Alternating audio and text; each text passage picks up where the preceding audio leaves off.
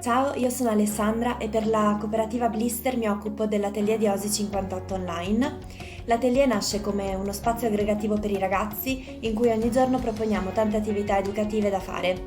I video inoltre vengono pubblicati giornalmente sul nostro canale YouTube. Le attività sono a tema, infatti lunedì abbiamo le curiosità, mentre venerdì l'informatica.